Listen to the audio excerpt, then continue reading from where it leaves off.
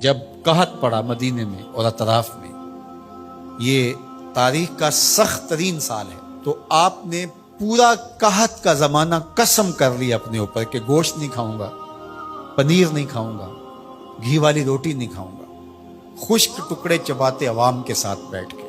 آج جب کہ ملک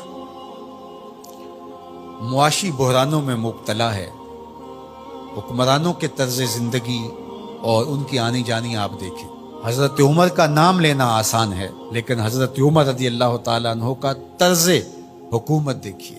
آپ ان ایام کے اندر اپنی ازواج کے ہاں بھی نہیں جا رہے تھے، راتوں کو گشت کرتے تھے۔ ایک سفر سے واپس آ رہے تھے تو راستے میں آپ نے رات کا قیام کیا تو دیکھا کہ ایک بچہ روتا ہے اور ماں چپ کرواتی ہے۔ تو آپ نے معلوم کیا کہ یہ بچہ کیوں روتا ہے، تو ماں نے بتایا کہ عمر نے ماہانہ وظیفہ مقرر کیا ہے اپنی رعایا کے ہر فرد کا، لیکن جو دودھ پیتے بچے ہیں ان کا وظیفہ مقرر نہیں کیا ہوا، تو میں بچے کو دودھ چھڑا رہی ہوں تاکہ اس بچے کا وظیفہ بھی مقرر ہو جائے۔ حضرت عمر روئے اور اسی وقت اعلان کروا دیا کہ دودھ پیتے بچوں کا بھی آج سے وظیفہ مقرر ہے۔ روئے جا رہے تھے اور ساتھ کہے جا رہے تھے، عمر تو نے کتنے بچوں کا حق مارا ہے، تو نے کتنے بچوں کا حق مارا۔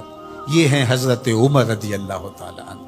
کفار کے لیے ان کی سختی، ایک وہ آپ کا باب ہے، ابو الخویسرہ ہو یا منافقین ہو یا وہ شخص جو حضور کو کہتا ہے آپ عدل کیجئے، یا حضور کے فیصلے کا جو انکار کرتا ہے، حضرت عمر کی تلوار کیسے فیصلہ کرتی ہے، ایک وہ پہلو ہے، اور دوسرا رعایا کے لیے حضرت عمر رضی اللہ تعالیٰ عنہ کی یہ نرمی اور دل کے اندر یہ رقت اور یہ پیار، یہ حضرت عمر نے فلاحی ریاست کا وہ تصور دیا تھا جس سے اپنی رعایا کو اس طرح سے سہولت دی جاتی ہے۔ اسلام کا نظام رحمت ہی ہماری زندگی کی خوبصورتی کی ضمانت ہے۔ اس لیے میں تو یہی بات کہتا ہوں، اور گزشتہ سے پیوستہ کسی جمعہ میں نے یہ بات آپ سے کہی تھی کہ ہم نے کئی رنگوں کی جمہوریتیں بھی دیکھ لی، مارشل لاؤں کے نظم بھی ہم نے دیکھے، ہمارے درد کا مداوع کہیں بھی نہیں ہے، اور آج پھر آپ اسی سے علاج ڈھونڈ رہے ہو جو بیماری کا سبب اور ذریعہ ہوا۔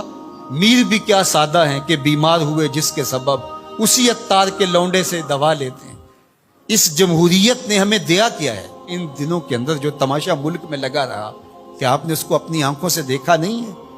کہتے ہیں کہ جمہوریت بہترین انتقام ہے۔ یہ کیا انتقام ہے؟ یہ تو عوام سے انتقام ہے، اور تمہارے اکاؤنٹ بھرتے ہیں اور تم پیسے بھر کے جو ہے وہ دیگر ممالک کے اندر شفٹ کر دیتے ہو، اور اس غریب عوام سے جو تم بدلہ لیتے ہو۔ غریب عوام تو وہاں کی وہیں ہے۔ یہ مختلف رنگوں کی جمہوریتیں، یہ مختلف رنگوں کی مارشل لائیں اور مختلف رنگوں کے نظام انسانیت کو کچھ نہیں دے پائیں گے۔ آپ بتاؤں، تجھ کو رمز آیا ان الملوک، سلطنت اقوام غالب کی ہے ایک جادوگری، خواب سے بیدار ہوتا ہے یہاں محکوم، اگر پھر صلاح دیتی ہے اس کو حکمراں کی سہاری۔ دیو استبداد ہے جمہوری کبا میں پائے کوب، تو سمجھتا ہے جس کو آزادی کی نیلم پری۔